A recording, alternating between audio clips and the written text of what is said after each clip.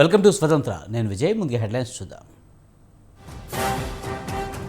నిలకడగా ఆడుతున్న Australia batsmen, wicket కోసం తంటాలు పడుతున్న టీమిండియా.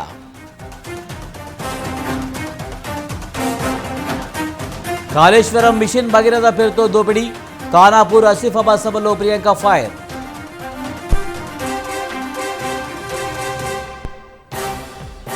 తెలంగాణ వచ్చాక కేసీఆర్ కుటుంబానికి లబ్ధి, పేదల భూముల్ని దోచుకున్నారన్న నడ్డా.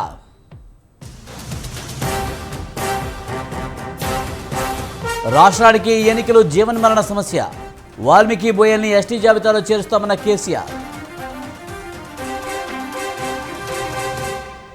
చంద్రబాబు మోసగాడు, పవన్ కిరాయి కోటిగాడు, టీడీపీ జనసేన అధినేతలపై అంబటి పంచులు.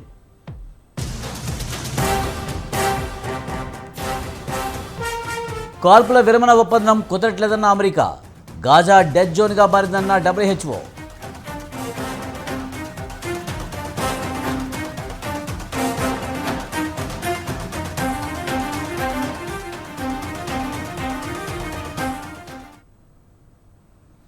అసెంబ్లీ ఎన్నికల నేపథ్యంలో తెలంగాణ వ్యాప్తంగా తనిఖీలు విస్తృతంగా కొనసాగుతున్నాయి. ఈ క్రమంలోనే హైదరాబాద్లో పోలీసులు తనిఖీలు నిర్వహించారు. నార్త్ జోన్ టాస్క్ ఫోర్స్ పోలీసులు Panjagutta, Greenland traffic signal vehicle checking నిర్వహించారు. ఈ తనిఖీల్లో ఏపీకి చెందిన ఇన్నోవా కారులో 97,30,000 రూపాయలను ఎలాంటి ఆధారాలు లేకపోవడంతో పంజాగుట్ట పోలీసులు స్వాధీనం చేసుకున్నారు. మంద అనిల్ గౌడ్ డ్రైవర్తో పాటు అరుపుల రవి, మహబూబ్నగర్ జిల్లాకు చెందిన వ్యక్తిని అదుపులోకి తీసుకున్నారు. కేసు నమోదు చేసుకున్న పోలీసులు దర్యాప్తు చేపట్టారు.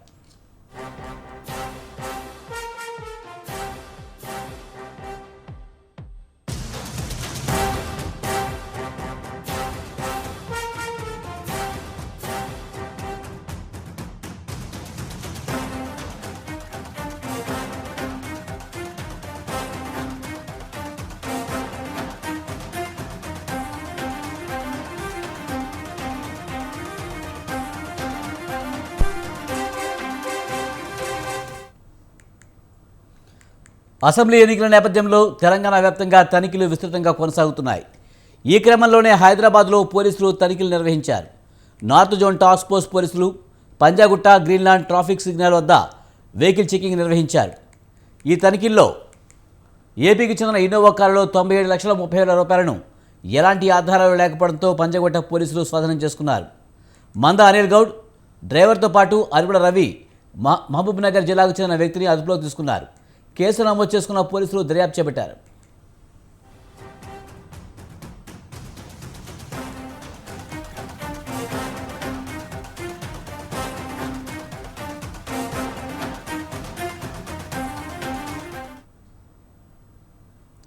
ప్రత్యేక రాష్ట్రం ఏర్పడిన ప్రజల ఆకాంక్షలు నెరవేరలేదన్నారు కాంగ్రెస్ అగ్రనేత ప్రియాంక గాంధీ.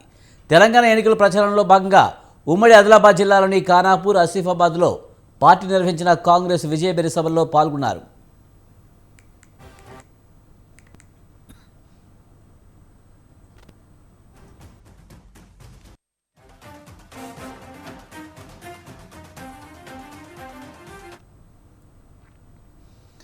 జల్ జంగల్ జమీన్ సంస్కృతి ఆదివాసీలదని అన్నారు ప్రియాంక. ఇందిరాగాంధీ హయాంలోనే గిరిజనులు, ఆదివాసీల హక్కులకు రక్షణ కల్పించే చట్టాలు చేశారని తెలిపారు. ప్రజాస్వామ్యంలో ప్రజలే ప్రభువులన్న ప్రియాంక తెలంగాణను ఎలా ముందుకు నడిపించాలో కాంగ్రెస్కు తెలుసునన్నారు. రాష్ట్రంలోని నిరుద్యోగులకు ఉద్యోగాలు రాలేదని, అదే కేసీఆర్ కుటుంబ సభ్యులకు మాత్రం ఉద్యోగాలు వచ్చాయని ఆరోపించారు ప్రియాంక గాంధీ. కాంగ్రెస్ ప్రభుత్వం వస్తే ఉద్యమకారుల కుటుంబంలో ఒకరికి ఉద్యోగం ఇస్తామని హామీ ఇచ్చారు ప్రియాంక గాంధీ.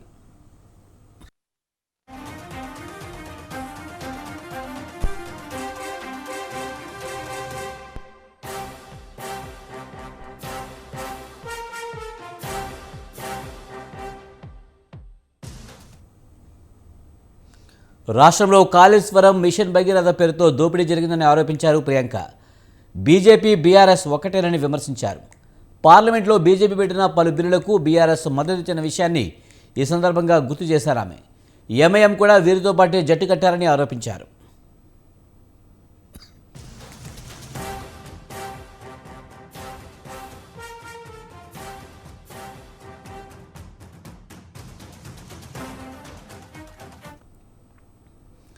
తెలంగాణలో కాంగ్రెస్ అధికారంలోకి వస్తే 2 లక్షల ప్రభుత్వ ఉద్యోగాలు ఇస్తామన్నారు ప్రియాంక గాంధీ. ఆసిఫాబాద్లో ఎన్నికల ప్రచారం నిర్వహించారు ఆమె. ధరణి ద్వారా రైతులకు పేద ప్రజలకు బీఆర్ఎస్ మోసం చేసిందని ఆరోపించారు. కాంగ్రెస్ అధికారంలోకి రాగానే జాబ్ క్యాలెండర్ ఇస్తామన్నారు ఆమె. ఆసిఫాబాద్ ప్రజలకు బీఆర్ఎస్ ఏం చేస్తుందో చెప్పాలంటూ సభ వేదికగా ప్రశ్నించారు ప్రియాంక గాంధీ. कि तेलंगाना को किस तरह से आगे बढ़ाएं, कि आपके आदिवासी समाज को किस तरह हम आगे बढ़ा सकते हैं, आपको मजबूत कैसे बना सकते हैं। मेरी बहनें बैठी हैं, ये सोच होनी चाहिए कि अपनी बहनों को आगे बढ़ाने के लिए हम क्या कर सकते हैं। तो ये एक राजनीति का एक तौर तरीका है और एक सोच है जो कुछ राजनीतिक दलों में है, हमारी कांग्रेस पार्टी में है।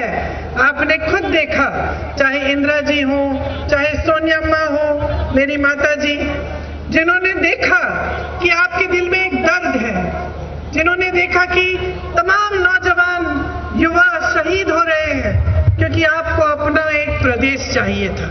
आप चाहते थे कि आप अपने आप, जो आपकी पुरानी इतिहास की बात मैंने की, कि आपका अपना राज हो और कि आपका एक प्रदेश बने जो आपके लिए हो। सोनिया जी ने आपकी बात सुनी, आपके दर्द को पहचाना और उन्होंने तेलंगाना के लिए प्रयास किया, तेलंगाना का प्रदेश बना। 1983 में जब इंडिया जीता था, उस समय इंदिरा जी थी और इतनी खुश थी, पूरी टीम को अपने घर बुलाया चाय के लिए। आज उनका जन्मदिन है, पक्का आज हम फिर से जीतेंगे। आज 10 साल निकल गए हैं, 10 साल से केसीआर जी की बीआरएस की सरकार चल रही है और आप सब यहाँ बैठे हैं। मैं आपसे पूछना चाहती हूँ, क्या आपका सपना पूरा हुआ है? यहाँ मेरे नौजवान भाई बहन बैठे हैं, क्या आपको रोजगार मिला है? क्या तेलंगाना की सरकार, मेरी बहनों, आपके लिए, आपको आगे बढ़ाने के लिए चली है? आपको बीआरएस की सरकार में अपने बच्चों का भविष्य उज्जवल दिखता है? देखो बहनों और भाइयों, सरकार से जनता की क्या उम्मीद होनी चाहिए, लेकिन केसीआर जी के भाषण सुने आपने? केसीआर जी ये नहीं बताते कि आपके लिए क्या किया है। केसीआर जी कर्नाटका में कांग्रेस की सरकार के काम के बारे में बात करते हैं, कहते हैं ये हुआ ये नहीं हुआ कर्नाटका में। ये क्यों नहीं बताते कि यहाँ पे तेलंगाना में 10 साल से उनकी सरकार है, 10 सालों से उन्होंने क्या किया है? रोजगार देने का वादा किया था, रोजगार नहीं दिए। लाखों एकड़ जमीन बांटने का वादा किया था, क्या लाखों एकड़ आपको जमीन मिली है? सिर्फ बड़े बड़े अमीर लोगों के लिए इनकी सरकार चली है। आपको बेरोजगारी का भत्ता देने की बात थी, क्या आपको बेरोजगारी का भत्ता मिलता है? फिर क्या होता है, परीक्षाओं में पेपर लीक हो जाता है। टीएसपीएससी का एग्जाम आपने देखा, पेपर लीक हो जाता है, आपका भविष्य खत्म। और घोटाले पे घोटाले होते हैं आपके प्रदेश में। हम चाहते हैं कि अगर हमारी सरकार आएगी तो एक जॉब कैलेंडर बनाएंगे। जब आप कमीशन की बात सुनते हैं, जब कालेश्वर परियोजना के घोटाले की बात सुनते हैं, जब मिशन भागीरथ का घोटाले के बारे में आप सुनते हैं, और जब आपको बताया जाता है कि हजारों करोड़ इसमें से इस घोटाला हुआ है, तो ये किसके पैसे होते हैं? बहनों और भाइयों सोचो, जब इन परियोजनाओं में काम ठीक से नहीं होता लेकिन खूब सारे पैसे लगते हैं क्योंकि कोई चोरी कर रहा है, तो ये चोरी आपसे हो रही है बहनों और भाइयों। जब सरकार का SC/ST फंड का पैसा SC/ST के समाज को मदद करने में नहीं, బీఆర్ఎస్ పై తీవ్ర స్థాయిలో ఫైర్ అయ్యారు బీజేపీ అధ్యక్షుడు జేపీ నడ్డా. ఎన్నికల ప్రచారంలో భాగంగా నారాయణపేట బహిరంగ సభలో మాట్లాడిన ఆయన కేసీఆర్ కుటుంబ పాలనపై విమర్శలు గుప్పించారు. ప్రత్యేక రాష్ట్రం వచ్చాక కేసీఆర్ కుటుంబానికి లబ్ధి జరిగిందని ఆరోపించారు. ధరణి పోర్టల్ ద్వారా పేదల భూములు లాక్కున్నారని విమర్శించారు నడ్డా.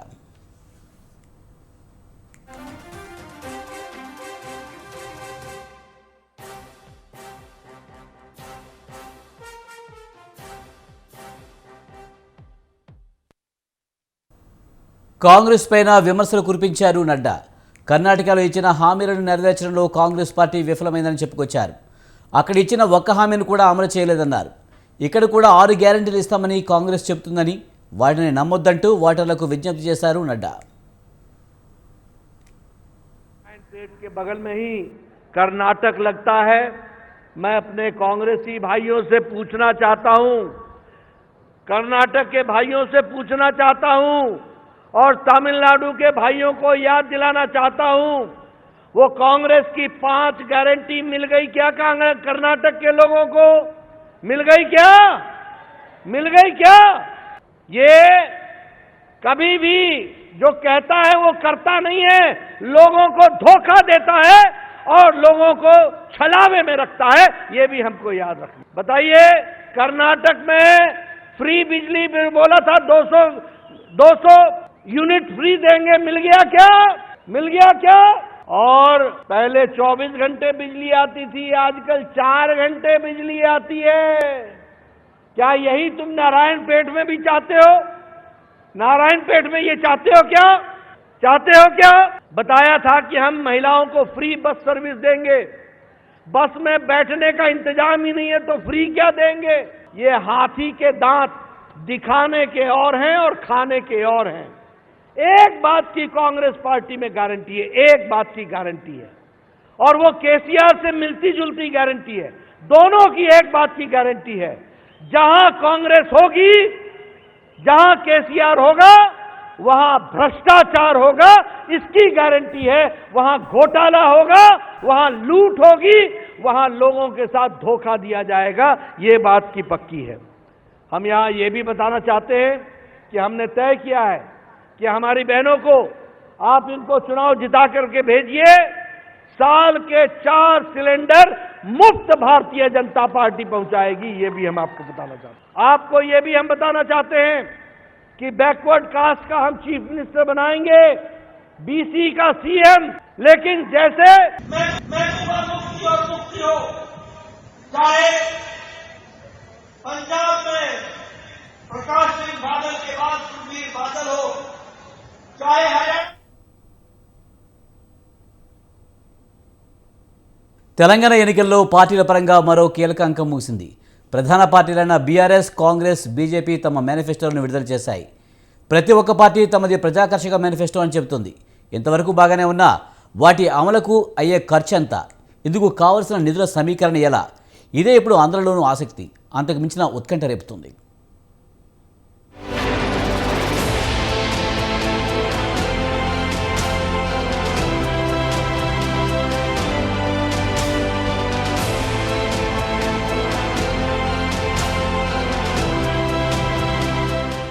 కేసీఆర్ బీమా ప్రతి ఇంటికి ధీమా అంటూ మేనిఫెస్టో విడుదల సందర్భంగా ప్రకటించారు సీఎం కేసీఆర్.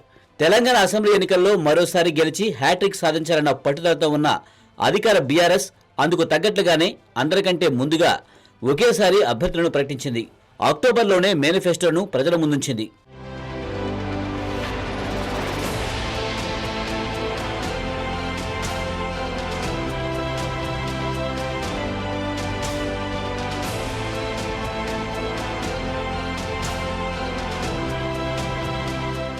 తెల్ల రేషన్ కార్డుదారులకు సన్నబియ్యం పంపిణీ, మహిళలకు సౌభాగ్యలక్ష్మి పథకం, ఆరోగ్యశ్రీ పరిధి 15 లక్షలకు పెంపు, అసైన్డ్ భూములకు హక్కుల కల్పన, పెన్షన్ల పెంపు, అర్హులైన మహిళలకు నెలకు 3000 గౌరవ భృతి సహా మరిన్ని హామీలిచ్చింది.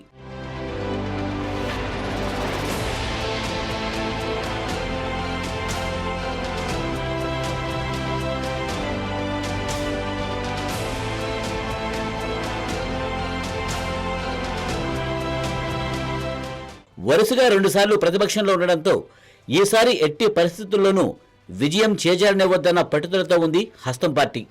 ఓవైపు అగ్రనేతలతో వరుస పర్యటనలు ఏర్పాటు చేస్తూ ప్రజల్ని ఆకట్టుకునే ప్రయత్నం చేస్తోంది.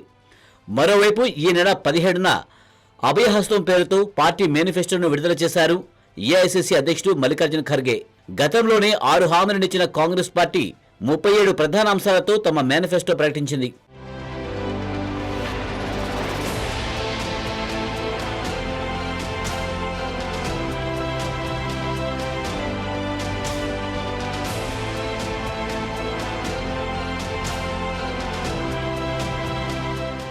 మహిళలకు ప్రతి నెల 2500 రూపాయల ఆర్థిక సాయం, రాష్ట్రమంతా ఆర్టీ బస్సుల్లో ఉచిత ప్రయాణం, రైతులు, కౌలు రైతులకు ఎకరాకు ఏటా 15,000 పెట్టుబడి సాయం, రాష్ట్రంలోని అన్ని కుటుంబాలకు 200 యూనిట్ల వరకు ఉచిత విద్యుత్ సరఫరా, అన్నదాతలకు 24 గంటల నిరంతర ఉచిత విద్యుత్, తెలంగాణ ఉద్యమకారులకు 250 గజాల ఇంటి స్థలం సహా మరిన్ని ప్రజాకర్షక హామీలిచ్చింది.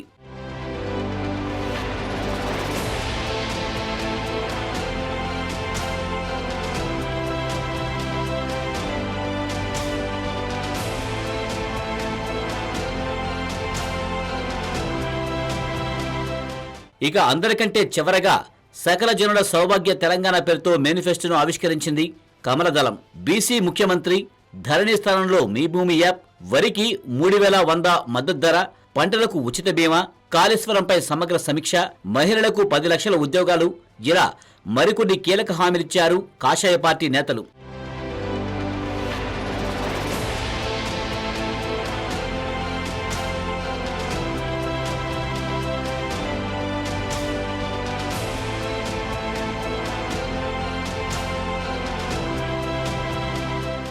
మాది ప్రజాకర్షక మేనిఫెస్టో అని ఒకరంటే, మాది అద్భుతమని మరో పార్టీ అంటుంది.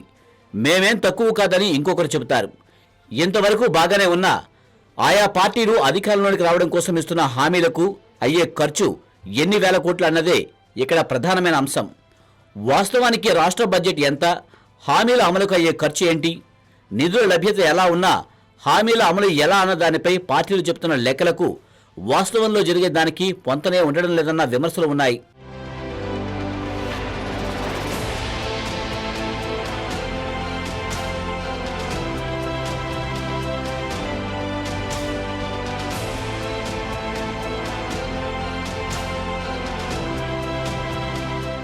రెండు 2023-24 ఆర్థిక సంవత్సరానికి బీఆర్ఎస్ ప్రభుత్వం 2,90,000 కోట్ల బడ్జెట్ను ప్రవేశపెట్టింది. వాస్తవానికి తెలంగాణ రాకముందు 1,00,000 కోట్లకు ఉన్న బడ్జెట్ ప్రస్తుతం దాదాపు 3 లక్షల కోట్లకు పెరిగింది. ఈ లెక్కలు చూస్తే రాబోయే కొత్త ప్రభుత్వం హయాంలో బడ్జెట్ 3,30,000 కోట్లకు చేరుకోవచ్చునని అంచనా.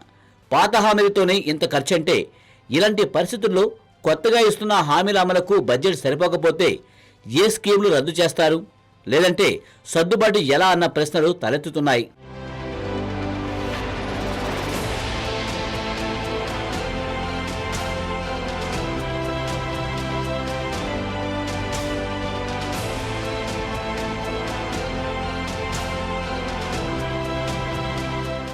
ఉదాహరణకు బీఆర్ఎస్ ఇచ్చిన హామీల అమలుకే 1,00,000 కోట్ల పైన నిధులు అవసరమంటే, కాంగ్రెస్ హామీల అమలుకు 1,30,000 కోట్ల వరకు బడ్జెట్ పెరుగుతుంది.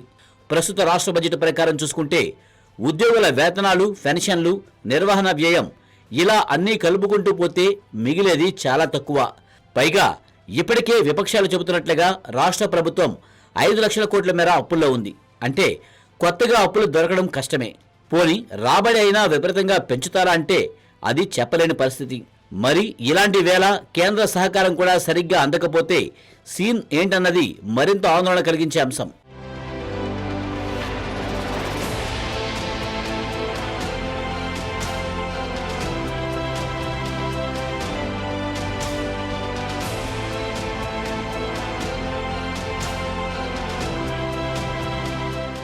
మరి ఇన్ని తెలిసినా అన్ని పార్టీలు కూడా ఎలాగైనా మేనిఫెస్టో అమలు చేస్తామని చెబుతున్నాయే తప్ప అసలు విషయాన్ని మాత్రం ప్రచారం సందర్భంగా ప్రస్తావించడం లేదన్న విమర్శలు ఉన్నాయి.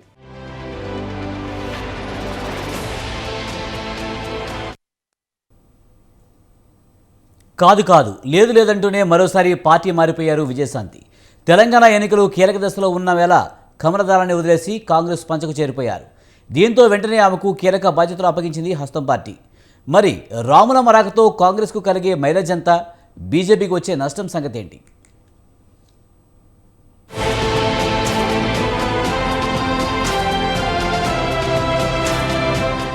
నిర్దిష్టమైన అభిప్రాయాలతో మాటల్లో ఫైర్ ప్రకటించే విజయశాంతి ఇటీవల బీజేపీకి రాజీనామా చేసి కాంగ్రెస్లో చేరారు. అంతేకాదు, బీఆర్ఎస్ అధినేత కేసీఆర్ నాటిన మొక్కే బీజేపీని నాశనం చేసిందని ఈటెలను ఉద్దేశించి తీవ్ర వ్యాఖ్యలు చేశారు. గతంలో కేసీఆర్ ఈటెలపై పెట్టిన కేసులు ఏమయ్యాయని ప్రశ్నించారు.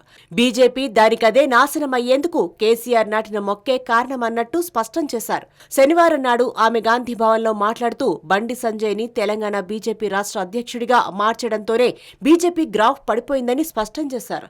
బీజేపీ అధిష్టానానికి బండి సంజయ్ని తీసేయొద్దని చెప్పారని, అయినప్పటికీ ఆయనను సడన్ గా అధ్యక్ష పదవి నుంచి తప్పించారని చెప్పారు. బీజేపీ తప్పు చేసింది కాబట్టే కాంగ్రెస్ పార్టీలో చేరానని స్పష్టం చేశారు. తెలంగాణ కోసం ఆమె జీవితాన్ని త్యాగం చేసినట్టు చెప్పారు. బండి సంజయ్ని బీజేపీ రాష్ట్ర అధ్యక్షుడి పదవి నుంచి తప్పించడం కోసం కేసీఆర్ ఢిల్లీలో బీజేపీ పెద్దలను కలిశారని, ఆ వ్యూహంలో భాగమే బండి సంజయ్ని బీజేపీ రాష్ట్ర అధ్యక్షుడిగా తప్పించడంలో కీలకమైందని విజయశాంతి తన అభిప్రాయాన్ని పంచుకున్నారు. ఆ రోజు కాంగ్రెస్ విడిచి బీజేపీలోకి ఎందుకు వెళ్ళామంటే, బీజేపీ మా ఉద్యమకారులందరికీ ఒక మాట చెప్పింది, కేసీఆర్ అన్న అవినీతి పరుడిని మేము లోపల వేస్తాం, చర్యలు తీసుకుంటాం, ఈ కుటుంబ పరిపాలన ఉండకూడదు, తెలంగాణ రాష్ట్రాన్ని సర్వనాశనం చేశాడు అని ఆ రోజు భారతీయ జనతా పార్టీ హైకమాండ్ మా అందరి ఉద్యమకారులకి, మా లీడర్లకి చెప్పడం జరిగింది.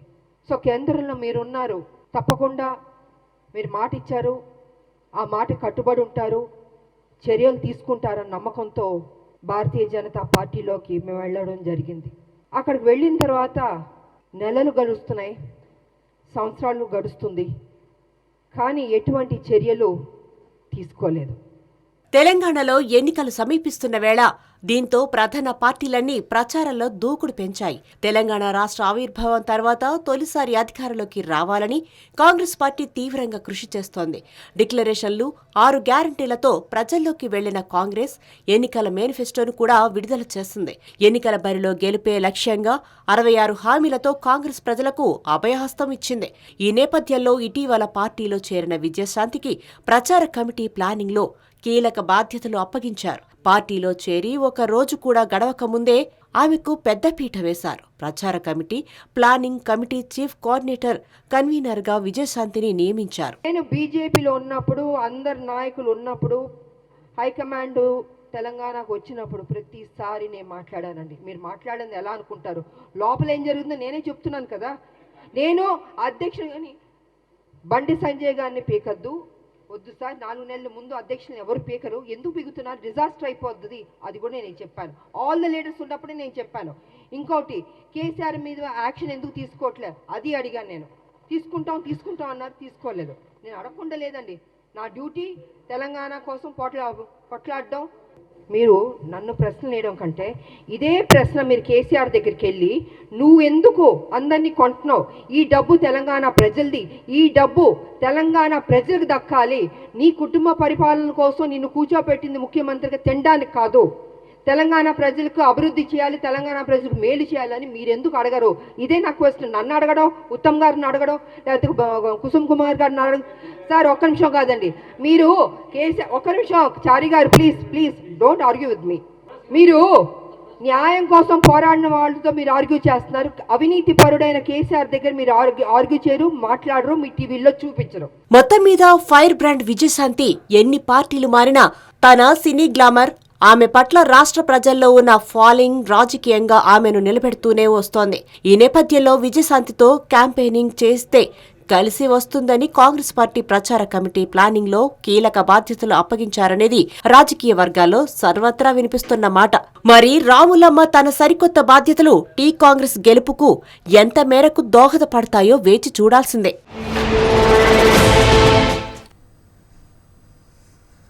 ఏది నిజం? ఇప్పుడు దీనిపైనే చర్చ. బీజేపీకి రాజీనామా చేసిన విజయశాంతి పార్టీ నుంచి వెళుతూ బీఆర్ఎస్, బీజేపీ ఒక్కటేనని ఆరోపించారు.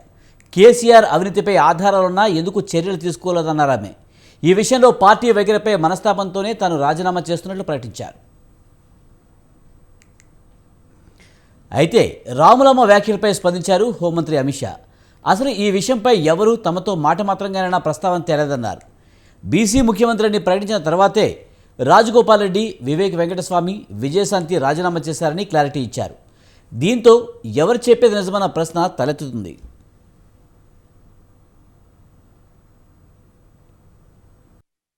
चुनाव के वक्त एक्शन इसलिए नहीं ले रही है, अभी जांच चल रही है. हमारी सेंट्रल एजेंसी केसीआर और कांग्रेस की तरह पॉलिटिकली नहीं चलती है, वो स्वतंत्र रूप से चल रही है. और जिन तीनों लोगों का आपने नाम दिया वो कब के थे, एक बार भी मुझे रिमाइंड नहीं कराया, एक बार भी नहीं कराया. सिर्फ बीसी की घोषणा होने के बाद बैकवर्ड क्लास का मुख्यमंत्री होने की शुरुआत जब चर्चा पार्टी में शुरू हुई, तीनों ने बारी बारी भाजपा छोड़ी. मगर इनके कारण हम हमारी पॉलिसी चेंज नहीं कर सकते हैं।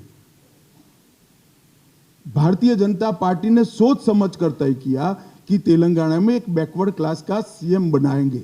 ये होते ही जिनके मन में कुछ पड़ा था वो निकलने लगे। ठीक है भाई, सब अपना अपना भविष्य तय करे, मगर कम से कम झूठ नहीं बोलना चाहिए। सेंट्रल एजेंसी चुनाव के वक्त एक्शन इसलिए नहीं ले रही है, अभी जांच चल रही है हमारी। ఇవి ఈ బులెటిన్ విశేషాలు. చూస్తూనే ఉండండి స్వతంత్ర.